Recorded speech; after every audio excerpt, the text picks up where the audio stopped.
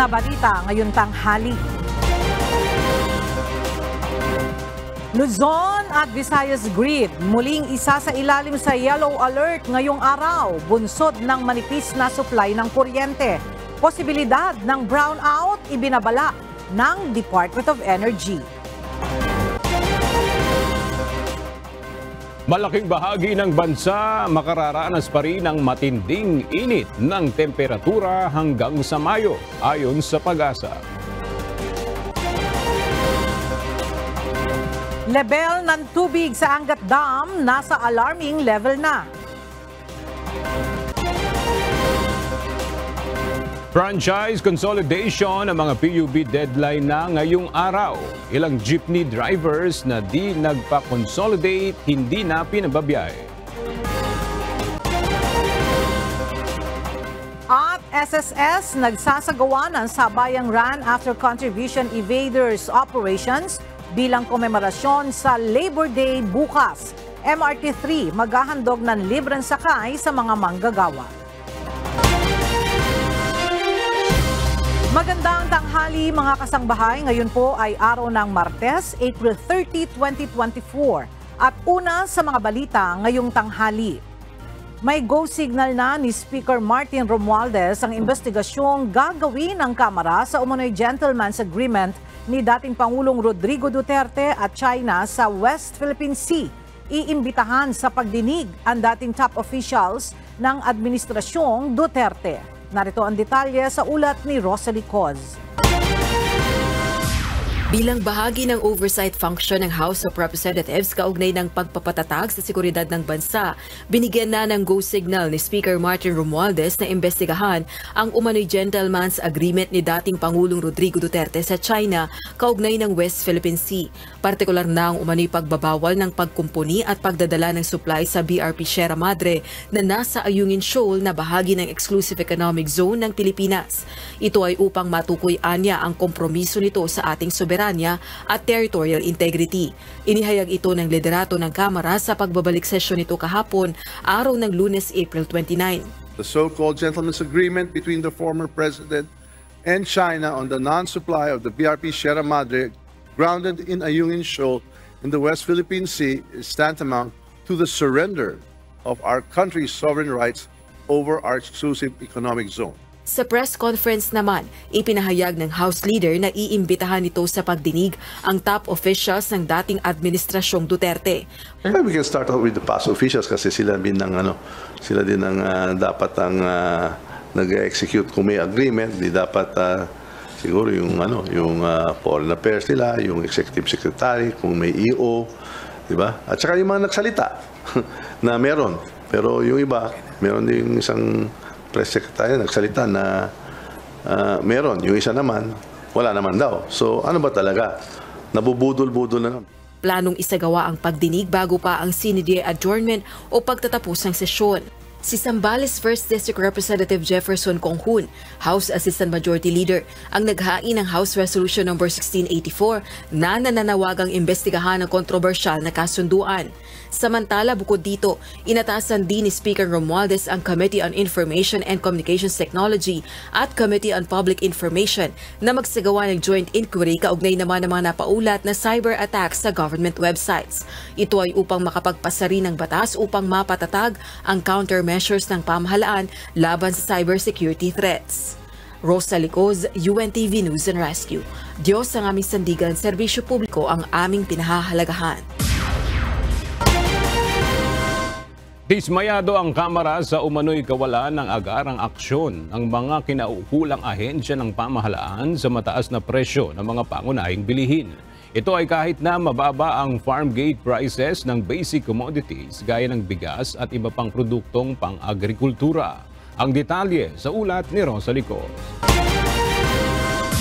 Umarangkada na ang pagdinig ng Kamara sa malayong agwat ng farm gate at retail prices ng mga pangunahing bilihin. Subalit dismayado ang mga kongresista sa anilay kawalan ng agarang aksyon dito ng mga kinauukulang ahensya ng pamahalaan, partikular na ang Department of Agriculture. We were all educated by the fact that the Department of Agriculture has surveillance, monitoring, and adjudication powers. So in short, they can initiate prosecution or investigation. Pero tinanong namin if they have done it. So far, wala silang ginawa. We found out na they're not doing the job.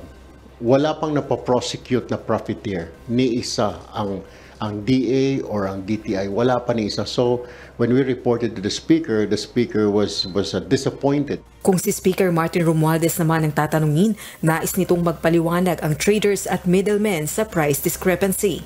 Masyadong malayo yung diferensya. So, i-inquire natin kung bakit ganon. Kung hindi maayos yung explanation, kung masyadong matakaw lang sa kita, sabihin natin, i-moderate nila yan. Kasi kung hindi, talagang agrabyado tayong lahat. At siyempre, may mananagot dyan. Di ba? Pagtitiyak din ito, hahabuli ng mga nagsasamantala sa presyo ng mga bilihin. So, sa mga nagpa-profiteer, sa mga traders, sa mga middlemen, na masyadong matakaw sa mga kita nila, basta bantay na lang kayo. Basta moderate your greed and try to be more reasonable. Rosa Licoz, UNTV News and Rescue. Diyos ang aming sandigan, serbisyo publiko ang aming pinahahalagahan. Naniniwala ang isang mambabatas na dapat nang ibalik ang dating school calendar ngayong taon dahil sa matinding init na nararanasan sa iba't ibang bahagi ng bansa. Ang detalye sa report ni Horlene Delgado.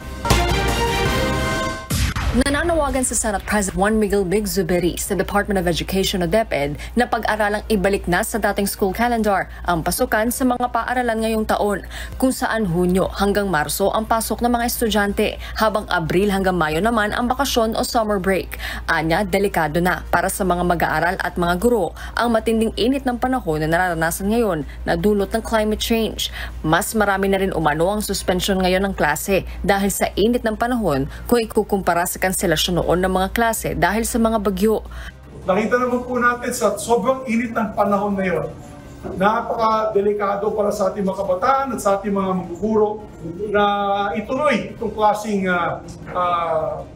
of course, school system and school calendar. Siguro pag-isipan natin ito para sa ating mga kabataan, and that will be the best, I think, gift that we can give them sa susunod na taon.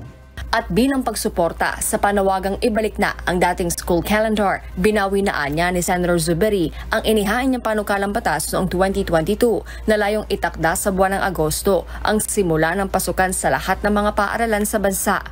I'm hoping that the DepEd Secretary Duterte can push for the restoration of the former summer break, which was starting second week of March until first week of June. Yan sa tingin ko ay pinakamaganda dahil pagdating po ng June ay uulan na po, medyo mas malamig at ligtas po ang ating mga kabataan. Samantala, magsasagawa naman ng pagdinig ang Senate Committee on Basic Education ngayong araw upang talakayin ang epekto ng nararanasang matinding init ng panahon sa pagsasagawa ng mga klase at ang paglipat sa alternative delivery modes. Horlene Delgado, UNTV News and Rescue. Diyos ang aming sandigan, serbisyo publiko ang aming pinahahalagahan. Mas marami pang lugar sa bansa ang makararanas ng lalo pang mainit na temperatura sa buwan ng Mayo sa kabila ng paghina ng El Nino phenomenon. Ayon sa Pag-asa, lalala pa ito dahil posibleng maantala ang pagsisimula ng rainy season.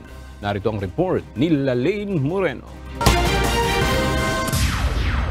Itinuturing ng global boiling ng United Nations ang nararanasang matinding init sa iba't ibang parte ng mundo kasama na ang Pilipinas. Nitong linggo, umabot sa extreme danger level ang heat index sa Iba Zambales na 53 degrees Celsius. Ito na ang pinakamainit na naitala sa bansa ngayong taon. Kahapon, umabot sa 51 degrees Celsius ang naramdamang init sa Dagupan City. 47 degrees Celsius naman sa Apari, Cagayan at Aborlan sa Palawan. Sa Science Garden, Quezon City, pumalo sa 42 degrees Celsius ang heat index. At 41 degrees Celsius naman sa Naiya, Pasay City. Ngayong araw, posibleng umabot sa 49 degrees Celsius ang mainit na temperaturang mararamdaman sa Dagupan City. Kabilang din sa nanganganib na makaranas ng dangerous index level ang National Capital Region, Regions 1, 2, 3, 5 at 6. Ayon sa Pag-asa, tataas pa ang heat index pagdating ng buwan ng Mayo. Mas maraming lugar din sa bansa ang makararanas ng mainit na panahon. Ngayon po, today ay about 36 stations po or areas yung nasa danger category. And ina-expect pa po natin yan na madadagdagan pa. So yung magnitude din po ng mga heat index na yan ay mag-i-increase din as we approach the first and second week ng ating month of May. Posible ring ma-delay ang pagsisimula ng rainy season dahil sa epekto ng pre-developing ng La Nina o below normal rainfall at El Nino. In the next months ay maaari na po tayo mag-transition from El Nino to neutral and then eventually to La Nina. At ine-expect po natin na yung onset po ng rainy season natin ay maaari pong magkaroon ng like somewhat delay. Unsod nito, muling pinaalalahanan ng publiko na iwasan munang lumabas na bahay mula alas 10 sa umaga hanggang alas 4 ng hapon para maiwasan ang panganib ng heat stroke at heat exhaustion. Laging uminom ng tubig, magdala ng panangga sa sikat ng araw at magsuot ng presko at komportableng damit. Iwasang magbilad sa araw at saka po stay hydrated. Samantala, kung init na init ang mga taga Luzon at Metro Manila, umulan naman ng yelo sa Baguio City pasado alas 3 ng hapon nitong Lunes, April 29. Nitong linggo, naranasan din ang pag-ulan ng yelo sa Carmen, Cotabato at Sulana, Cagayan. Ayon sa Pag-asa, iwasang lumabas ng bahay kapag umuulan ng yelo. Possible pa rin po na magkaroon tayo ng mga hail, not necessarily hailstorm, pero yung hail occurrences lamang po at saka yung mga buhawi na maliliit lamang kapag meron tayong mga severe thunderstorm. So madalas po yan pagsapit po ng hapon at saka po saglit lamang po na nangyayari yan. Lelaine Moreno, UNTV News and Rescue. Diyos ang aming sandigan, serbisyo publiko ang aming pinahahalagahan. Muling isa sa ilalim sa yellow alert status ang Luzon at Visayas Grid ngayong araw, bunsod ng manipis na supply ng kuryente. Ayon sa National Grid Corporation of the Philippines, ipatutupad ang yellow alert sa Luzon mula alas 2 hanggang alas 4 ng hapon at alas 8 hanggang alas 10 ng gabi. Samantala, magsisimula naman ang yellow alert sa Visayas Grid ng alauna hanggang alas 4 ng hapon. Gayon din ng alas 6 hanggang alas 7 ng gabi at mauulit ng alas 8 hanggang alas 9 ng gabi. Ilang mga planta ang nagpatupad ng forced outages habang may ilan pa rin ang gumagana sa derated o mas mababang capacity. Mayroong posibilidad na magkaroon ng brownout dahil sa tumataas na demand sa kuryente at plant outages ayon sa Department of Energy o DOE. Ayon kay DOE Assistant Secretary Mario Marasigan, malaki ang potensyal na magkaroon ng brownout kapag mayroong red alert. Dagdag ni Marasigan, gumagawa na ang kaagawaran ng adjustment sa kanilang projections dahil lumagpas na sa inaasahan ang demand sa kuryente. Kahapon, muling inilagay ng National Grid Corporation of the Philippines o NGCP sa yellow alert status ang Luzon at Visayas Grid dahil sa hindi sapat ang operating margin upang matugunan ang kinakailangan ng transmission grid. Sinabi ni Pangulong Ferdinand Marcos Jr. kahapon na walang artificial power crisis sa bansa sa kabila ng halos araw-araw na red at yellow alert status na idinedeklara sa Luzon at Visayas Grid. Ayon sa Pangulo, hindi ito artificial crisis dahil overloaded talaga ang power systems at bigla ring tumaas ang consumption dahil sa init ng panahon. Dagdag pa ni PBBM, patuloy na binabantayan ng pamahalaan ang supply ng kuryente sa bansa. Nauna nang sinabi ng Department of Energy o DOE na hindi planado ang pagkawala ng kuryente sa mahigit 32 power plants. Magpapatupad ng mga hakbang sa pagtitipid ng tubig ang Department of Environment and Natural Resources o DENR. Ito ay upang matiyak ang sapat na supply ng tubig sa gitna ng nakakaalarmang level ng tubig sa Angat Dam. Ayon kay DENR Undersecretary Carlos Primo David, halos 0.4 meters ang ibinababa ng water level ng Angat Dam kada araw. Sa kasalukuyan, nasa 188.45 meters ang level ng tubig sa Angat Dam. 70% ng tubig sa Metro Manila, Rizal at ilang bahagi ng Cavite at Bulacan ay nanggagaling sa Angat Dam. Dagdag pa ni Yusek David, maraming lugar sa bansa ang nakararanas ng kakulangan sa tubig dahil na rin sa epekto ng El Nino. Pinangunahan kahapon ni Department of National Defense o DND Secretary Gilberto Teodoro Jr. ang mga opisyal ng militar at DND sa pagtanggap ng radar system mula sa Japanese State Minister of Defense na si Oniki Makoto. Samantala, tuloy-tuloy ang iba't ibang aktibidad ng Armed Forces of the Philippines kaugnay sa Balikatan 39-2024. Narito ang report ni Jed Neresina. Dumating kahapon April 29 ang pinakabagong mobile air surveillance radar system ng Pilipinas mula sa Japan. Karagdagan ito sa detection mechanism ng bansa laban sa naval at aerial threats. Ang TPS-P14ME mobile surveillance radar ay bahagi ng 5.5 billion pesos na defense contract ng ating bansa sa Japan. Ayon kay Colonel Maria Consuelo Castillo, spokesperson ng Philippine Air Force, ang advantage ng bagong radar ay maaari itong i-deploy sa anumang lugar sa bansa kahit nasa mga liblib na lugar. The advantage of having this mobile radar system is its flexibility. We can deploy it in different areas of the country, even in remote areas and strategic areas where it can best respond to the security requirements of our country. Dagdag din ni Colonel Castillo na maaari din na i-deploy sa West Philippine Sea ang bagong mobile surveillance radar system. Well, it's possible that we can also deploy it in areas of the West Philippine Sea, given that we have a platform that can accommodate its size and its weight. Bukod dito ay kaya rin umano ng nasabing radar na ma-monitor ang iba't ibang aktibidad sa himpapawid man o sa lupa. Mobile radar system is capable of detecting and monitoring all activities in the air and even in maritime areas. So air and surface kaya niyang ma-detect. So this is the advantage of this radar system. Samantala, patuloy naman ang mga aktibidad kaugnay sa Balikatan 39-2024 gaya ng combat patrol exercise. Hindi rin mawawala ang humanitarian civic activities na nakapaloob dito. Jed Neresina, UNTV News and Rescue. Diyos ang aming sandigan, serbisyo publiko ang aming pinahahalagahan.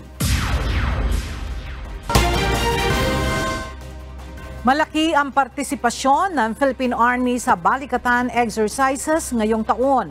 Ayon sa Philippine Army, marami silang natutunang taktika at kung paano ang paggamit ng mga modernong kagamitang pandigma pagdating sa pangangalaga ng teritoryo ng bansa. Narito ang report ni Dante Amento. Mula Internal Defense, pinagtutuunan naman ng pansin ng Philippine Army ang territorial defense laban sa banta na maaring galing sa ibang bansa. Ayon kay Philippine Army Chief Lieutenant General Roy Galido, 1,800 ang pinadala nilang sumama sa pagsasanay ngayon sa Balikatan exercises. Paliwanag ni Galido, naghahanda kasi ang bansa para protektahan ang interes nito at ang kanyang teritoryo. Now when we shift o lilipat tayo sa role na territorial defense, ibang klaseng kagamitan ang dapat natin ihanda.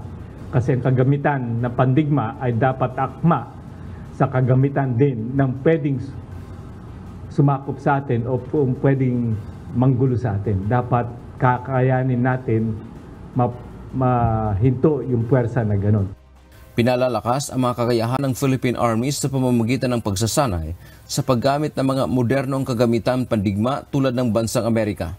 Ito yung mga kagamitan na inaasam-asam ng ating katihan para magampanan ang role natin na protektahan ng ating bansa.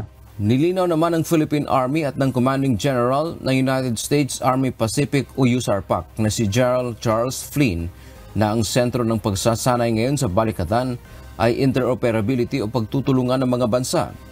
Ito ang sinabi ng dalawang Army head pagdating sa issue ng West Philippine Sea. Dagdag pa ni General Flynn, bahagi ng kanilang commitment bilang kaalyadong bansa ng Pilipinas na tumulong sa pamamagitan ng pagsama sa Balikatan. Mahalaga ang pagkakaroon ng kasanayan o kakayahan tulad sa fire support, maneuver, logistics at intelligence. We are acting responsibly. We are doing our work together as teammates, and we're learning from one another. And I think the value of that is just exponential, and really is the way for us to continue to create a safe, secure, and peaceful environment. Dante Amento, UNTV, News and Rescue. Diyos ang aming sandigan, serbisyo publiko ang aming pinahahalagahan. Nagsimula ng magdeklara ng kani-kanilang tattoo sa katawan ng mga pulis. Ito ay bilang pagtalima sa polisiya ng PNP na bawal nang magdagdag ng tattoo sa katawan ng mga pulis. Mula sa Camp Crame, makibalita tayo kay Lea Ilagan live. Lea, paano yung prosesong ginagawa sa pagdedeklara ng mga tattoo ng mga pulis? Magandang tanghali sa iyo, Aga. Mayroon silang form na ang tawag ay Affidavit of Declaration. Doon nila ilalagay kung ilan ang kanilang tattoo sa katawan, anong imahe nito at sukat, at kung saan ito partikular na nakalagay. May pulisiya kasi ang Philippine National Police na hindi na maaaring magdagdag ng tattoo sa katawan ang mga pulis na nasa serbisyo na. Subalit sa mga bagong papasok pa lamang sa PNP o maging sa Philippine National Police Academy, hindi sila tatanggapin kung sila ay mayroong tattoo sa katawan. Tungkol naman sa pagbubura ng mga visible na tattoo ng mga pulis, sinabi ni PNP Public Information Office Chief Police Colonel Jean Fajardo na ipinag-utos ni PNP Chief Police General Romel Francisco Marbil na muling i-review ito.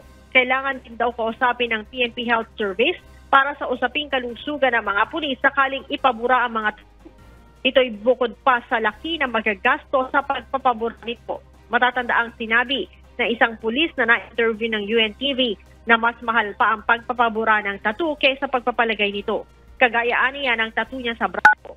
Gumastos siya ng 30,000 piso nang ipalagay ito. Subalit 60,000 piso aniya ang magagastos kung ito ay ipapatanggal.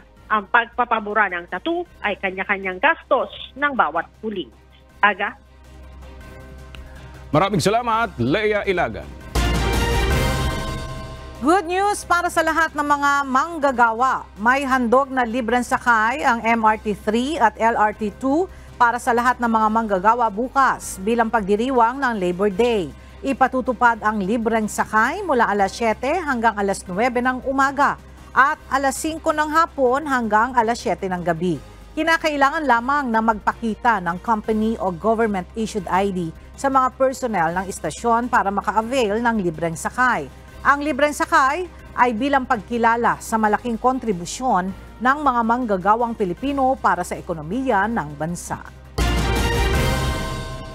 Abiso po sa mga motorista, pansamantalang suspindido ang pagpapatupad ng expanded number coding scheme bukas, araw ng Miyerkules, dahil sa komemorasyon ng Labor Day.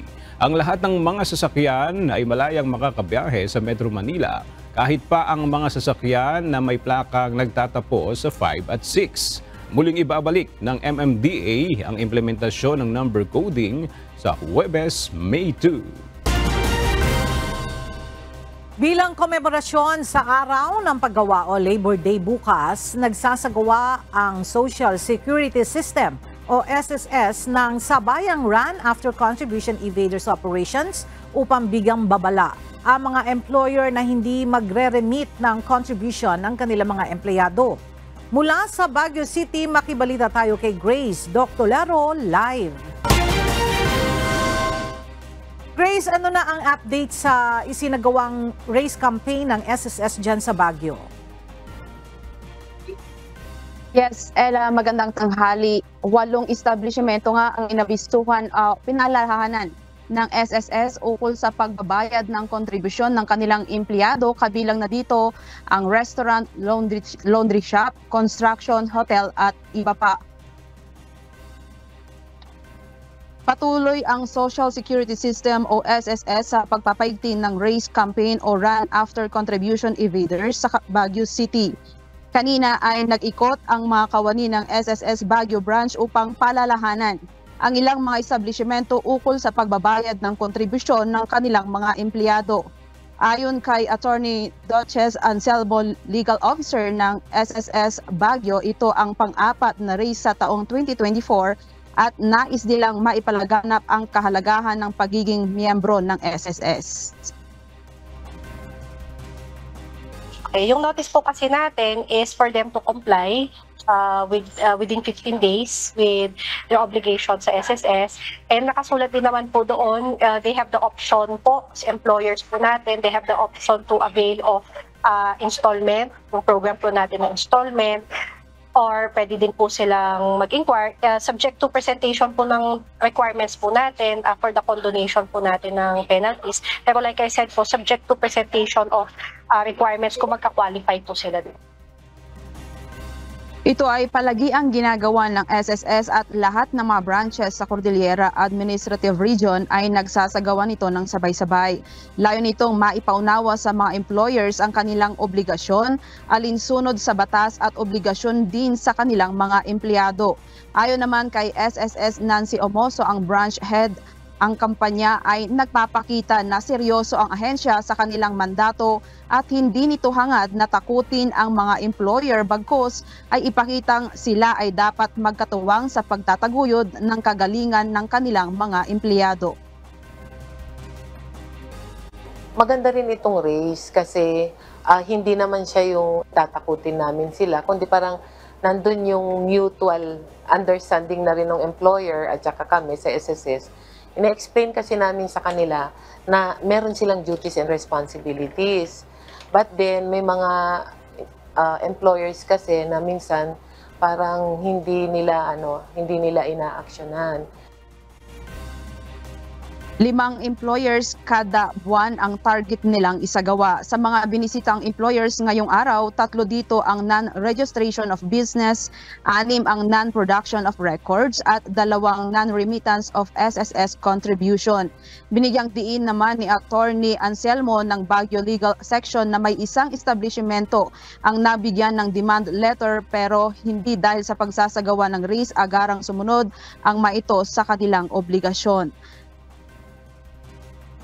Kabilang sa mga business establishments na dinalaw at pinalalahanan ng ahensya ay ang restaurant, laundry shop, construction, hotel, veterinary clinic at land surveying services. Dagdag pa ng SSS Baguio Branch, may ilang mga empleyado din na hesitant o ayaw bawasan ang kanilang SSS o ang kanilang mga sweldo, kaya naman kinakailangan pa rin ng information dissemination para higit na maintindihan ng mga empleyado ang kahalagahan ng SSS. Yan muna ang balita mula dito sa Baguio City. Balik sa iyo, Ella. Maraming salamat, Grace. Dr. Laro.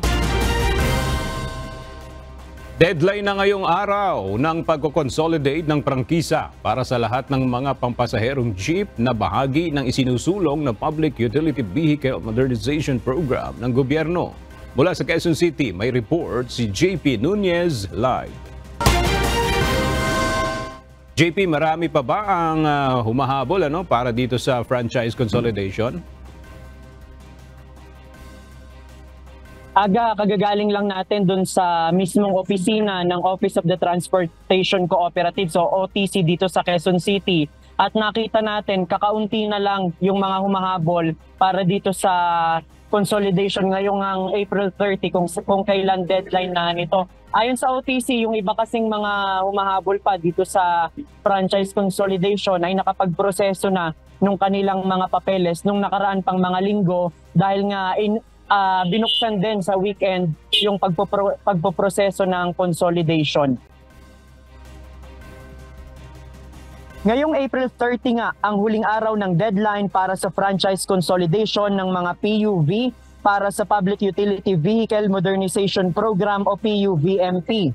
Pagkatapos nito, simula bukas, lahat ng hindi nakapag-consolidate ay ituturing ng mga colorum vehicles. Sa Office of the Transportation Cooperatives o OTC, may ilang humahabol pa na operator. Ang dahilan nila kaya ngayon palang nagproseso ng papeles ay hinikayat pa yung kanilang mga kasamahan o miyembro para sumama sa kooperatiba. Sa ngayon, mas madali ang proseso ayon sa OTC. Ang kailangan lang ay intent to consolidate para mai-consider silang pasok sa deadline ng consolidation. Ibig sabihin, kahit wala pa yung ibang component sa pagbuo ng kooperatiba, ay hindi na sila mahuhuli simula bukas. Mayroong papel na i-issue ang Land Transportation Franchising and Regulatory Board o LTFRB upang hindi sila mahuli sa kalsada.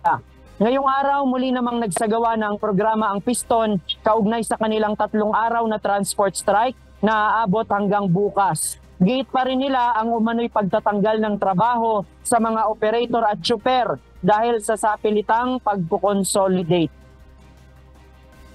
Aga, sa ngayon, nagpa-follow up pa tayo sa LTFRB ukol doon sa datos o yung pinal na datos kung ilan na ba yung nakapag-consolidate hanggang ngayong deadline. At hinihintay natin yung tugon ng LTFRB. Isa pa dun sa inaabangan natin sa LTFRB ay yung pangako nila na maglalabas sila ng guidelines kung ano yung magiging kapalaran ng mga jeepney at yung iba pang mga PUV na hindi nag-consolidate. Dahil ang usapan nga ay kung yung mga hindi nag-consolidate ay huhulihin na ba sa daan simula bukas. At yan yung patuloy nating ipa-follow up sa LTFRB hanggang mamayang hapon. Sa ngayon, yan muna ang ating latest live. Balik sa iyo, Aga. JP, paano yung mga, halimbawa bukas, may mga mag-strike at na-realize sila na talagang gusto na nilang mag-consolidate and today yung nakatakda talagang deadline. Ano yung maaaring maging remedyo doon, JP, para doon sa mga hahabol na gusto magpa-consolidate? Aga, nung nakausap natin ng OTC, talagang firm sila dun sa deadline dahil deklarasyon na yon ni Pangulong Ferdinand Marcos Jr. na ang deadline talaga hanggang ngayong araw na lang. Ibig sabihin, yung kanilang opisina na hanggang alas 6 ng hapon ay bukas, dun lang yung panahon na pwedeng humabol pa yung mga operator. Kahapon nung nakausap natin si Yusek Andy Ortega ng DOTR, sinabi niya na talagang kung meron pang hahabol bukas ay hindi na sila mapagbibigyan. Kaya kung meron mang hahabol pa, hanggang ngayong araw na lang talaga, Aga. Okay, JP, doon sa mga nagpa-consolidate na may balita kasi na merong ibang mga driver na nagpa-consolidate na pero kasali pa rin sila or sasali pa rin sila dito sa gagawing strike. Paano ang kanilang kumbaga kanilang damdamin doon na consolidated ka na pero you will join also dito sa mga gagawing strike? May mga ganun ngang sinasabi din ng LTFRB, pero ang sabi dyan ng LTFRB, iimbestigahan nila yung mga ganong sitwasyon at kakausapin din yung mga tsuper na yan at saka operator dahil nakasama na rin naman sila sa kooperatiba.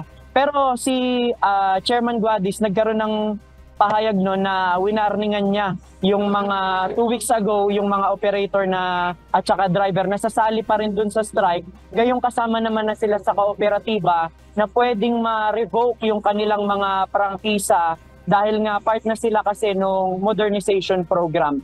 At alamin din natin, Aga, kung ano pa yung detalye dun sa mga chipero operator kung bakit naman sila sasali pa rin sa mga strike, gayong sumama naman na sila sa modernization program. Aga? Okay, maraming salamat, JP Nunez. Pinatitigil na sa pagpasada ng Land Transportation Franchising and Regulatory Board o LTFRB ang mga pampasaherong jeep na hindi nagawang magpa-consolidate ng prangkisa. Mula sa San Jose del Monte, Bulacan, ang detalye hahatid ni Nestor Torres live. Nestor, dyan sa Region 3, nasa ilan bang mga PUV ang sumama sa consolidation? Nasa 18,000 na itong kabuuan na sumama sa modernization at itong consolidation dito sa Region 3 at ito nga ay inaasahang matadagdagan pa hanggang mamayang hapon.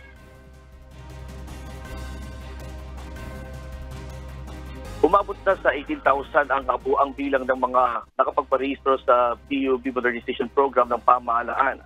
Pero paliwanag ng LTFRB Region 3, hanggang mamayang alas 5 na nga lang ng hapon ang deadline para sa mga aplikante sa mga driver na hindi pa rin nakapagpapakonsolidate.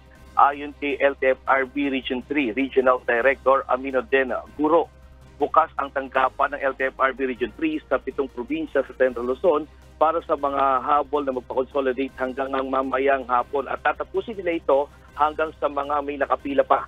Pero pagkatapos nito ng nasabing deadline, pagpasok ng buwan ng Bayo at holiday nga bukas ay hindi na rin sila mag-extend para sa consolidation. Di ba na lang kung mag-extend nga itong pamahalaan.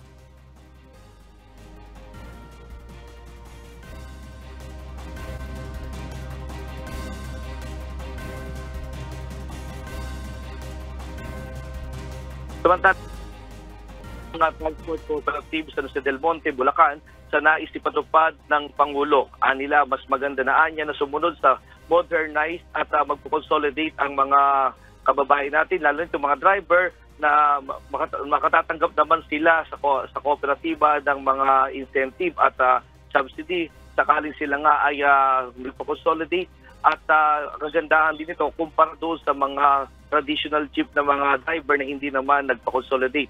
Samantala, kanina nga ay pinirma na rin ang Memorandum of Agreement sa pagitan ng LGUs ng San Jose del Monte at LTFRB at ang mga transport cooperative sa San Jose del Monte. Patungkol ito sa subsidy na matatanggap ng mga modern jeepney driver at traditional jeepney driver na under ng transport cooperative sa San Jose del Monte. At yung latest live mula dito sa Bulacan, balik sa iyo. Ella? Maraming salamat, Nestor Torres. 4 na tao ang nasawi at 32 naman ang nasugatan sa Russian missile attack sa tinatawag na Harry Potter Castle ng Ukraine sa Odessa, Ukraine. Batay sa Ukrainian media, nakatira sa gusali ang prominenteng dating MP na si Serhiy Kivalov na nasugatan sa strike. Matatagpuan din sa lugar ang Odessa Law Academy. Samantala, batay kay Ukrainian President Volodymyr Zelensky, sinasamantala ng Russian ang mabagal na delivery ng Western weapons. Nakakita ng promising result ang mga scientists sa microneedle patch technology kontra missiles para sa mga bata sa pamamagitan ng isang trial sa daghang biyasang bansa sa West Africa. Ligtas at epektibong paraan ito upang maprotektahan ang mga bata laban sa missiles. Sa pamamagitan ng microarray patch sticks na idinidikit sa braso at mayroong microscopic needles na ilalagay ang bakuna sa pamamagitan ng balat ng walang sakit. Simula ng COVID-19 pandemic, bumagsak ang vaccination levels sa mga low at middle income countries kaya hindi protektado ang milyong-milyong bata sa maraming uri ng sakit. Isasagawa ni King Charles ang una nitong major public engagement simula ng kanyang cancer diagnosis. Bibisita sina King Charles at Queen Camilla sa isang ospital at specialist cancer center bilang pagsuporta sa mga staff, pasyente at research work. Layon din ang pagbisita na mapaigting ang awareness ng publiko sa kahalagahan ng early cancer diagnosis.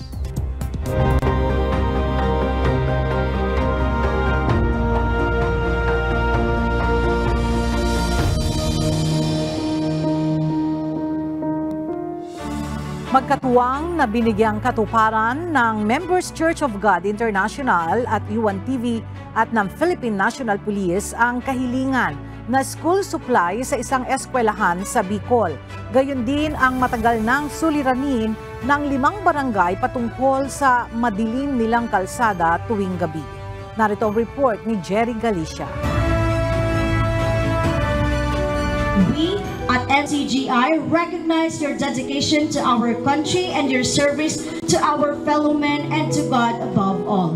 May these gifts be instruments for doing good to all and furthering our service to God. Formal lang na i-turn over ang 60 solar street lights sa 5 barangay sa bayan ng Sangay at school supplies naman sa isang eskwela sa bayan ng Milaor, Camarines Sur dito sa Bicol kahapon. Ang programa ay pinangunahan ng representative mula sa Members Church of God International o MCGI, Brad Danny Navales at Brad Roland Antonio, at ni Police Colonel Julius Cesar Domingo, ang Provincial Director ng Camarines Sur Police Provincial Office, kasama ang lahat ng mga Chief of Police ng 37 municipal at city police stations sa buong probinsya ng Camarines Sur.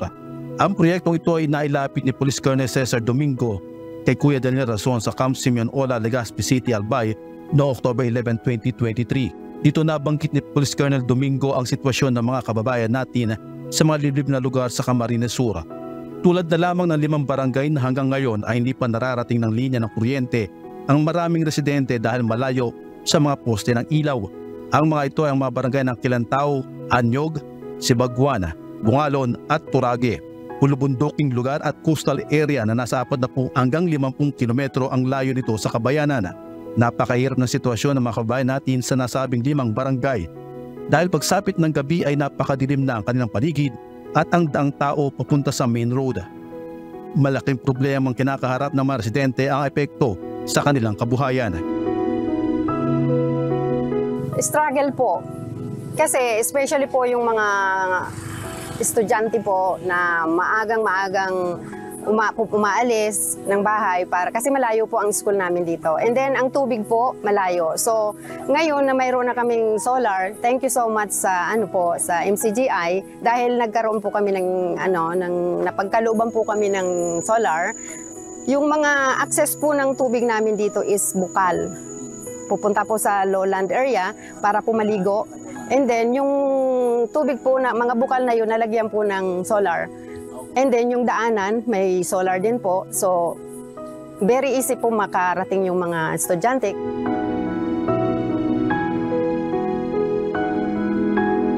Matagal na itong tinitiis lalo na mapapasok at uuwi sa eskwela o sa trabaho. Maging sa hanap buhay ng mga residente, malaki ang epekto sa pagbibiyahe ng mga produkto patungo sa kabayanan. Napaka-importante po nito sir, mga pailaw po na pinag-sponsoran niyo po sir ng MGCI po. Kasi ito pong mga ilaw po na ito ay nagiging pong tanglaw sa pang-araw-araw namin na pamumuhay. Lalo na po pag gabi, halimbawa po may tira-transport kaming mga produkto, mais. Kasi po noon, araw lang namin nagagawa yun. Ngayon po, kahit gabi, napta-transport na namin yon kasi sa mga dadaanan po may mga ilaw. Dati po kasi hindi namin nagagawa yun. Pwede po ang hanap buhay. Batay sa assessment ng PNP, mitya din ang krimen gaya ng nakawan ng mga inaaning produkto sa bukid. Ang kadiliman nararanasan ng mga residente sa mga liblib na barangay. May mga liblib na lugar pa pala sila na kung saan may mga madidilim na lugar na hindi pa naabutan ng serbisyong kuryente, kung saan wala pa pong street lights, nung napakadilim po. So isa rin sa naging problema ng mga taong barangay ay yung kung paano nila ihahatid yung kanilang mga sinakang palay kasi inaabutan sila ng dilim sa tuwing sila po ay nagpapaani ng tubo, mais. Kumbaga, isa rin sa naging problema nila yung mga kahayupan po nila, nananakawan.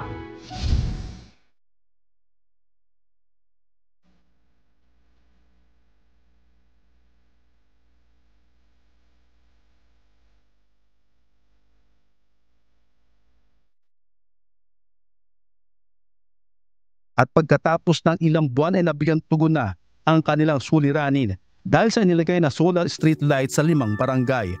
Ilang linggo ito na pinagtulungan itayo ng mga volunteers ng MCGI at mga pulis mula sa Kamsur PPO. At sa wakas, pagkatapos ng sama-samang paggawa, nabigyan ng katuparan ang munti nilang kahilingan. 3, 2, 1! Yeah! Napakabilis ng aksyon. Sabi niya, ito ay biyaya mula sa ating mahal na Diyos na naging maganda yung programa na dala ng MCGI kasama ang UNTV dito sa Barangay Kilantao, Sangay, Camarines Sur.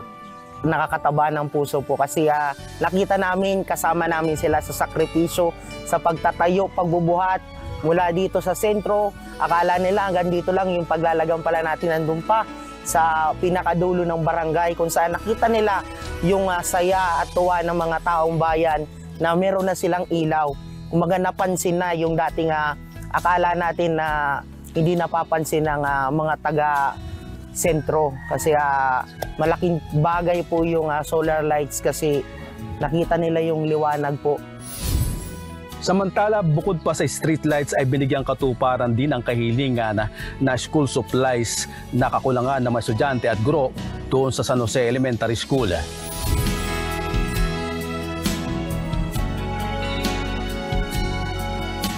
I would like to thank the CSPPO, the UNTV, the MCGI for the generosity.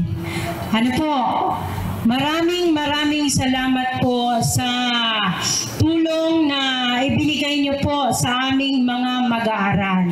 And hindi na po mamomroblema ang aming mga magulang para sa nalalapit na pasukan. Pinagkalooban din ng sapin sa paa ang mga estudyante na magagamit sa kanilang pagpasok sa eskwelahan.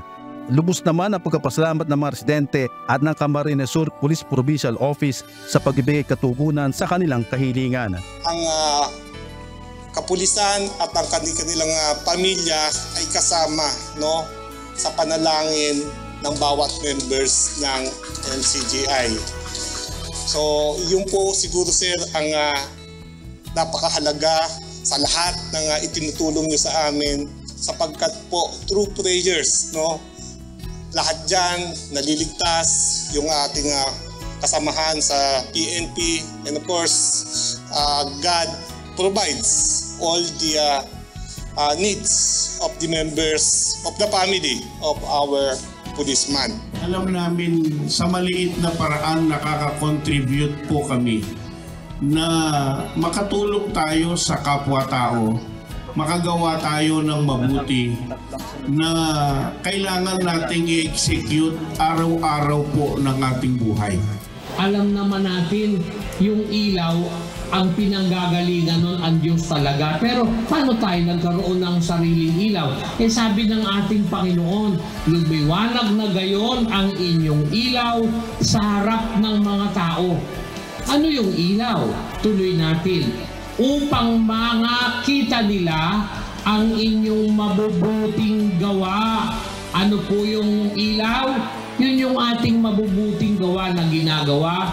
Ano man ang ating pong magagawang mabuti, isang simbolo ng ilaw na galing sa Diyos po yun.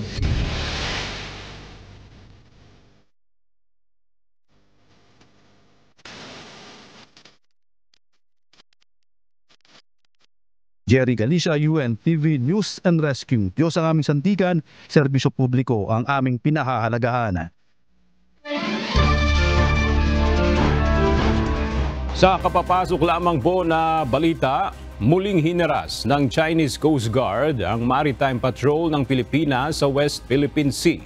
Ito ay matapos bombahin ng China ng water cannon ang barko ng Bureau of Fisheries and Aquatic Resources o BFAR at Philippine Coast Guard habang nagsasagawa ng legitimate maritime patrol malapit sa Bajo de Masinloc. Nangyari ang insidente alas 9:53 kaninang umaga. Unang binomba ng water cannon ang BFAR vessel at sumunod ang barko ng PCG. Sa kabila ng insidente, nagpapatuloy ang maritime patrol ng PCG at BFAR. At sa ating pong iiwang mga salita ng Diyos na ating sandigan mula sa Aklat ng Malakyas, Kapitulo 2, versikulo 6 na nagsasabi, ang kautusan tungkol sa katotohanan ay nasa kanyang bibig, at ang kalikuan ay hindi nasumpungan sa kanyang mga labi. Siya'y lumakad na kasama ko sa kapayapaan at katwiran at inilayo sa kasamaan ang marami.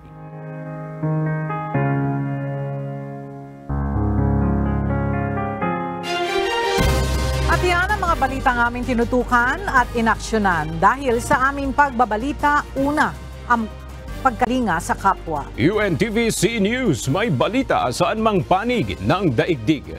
At dito sa UNTV, Diyos ang aming sandigan, serbisyo publiko ang aming pinahahalagahan. Magandang tanghali.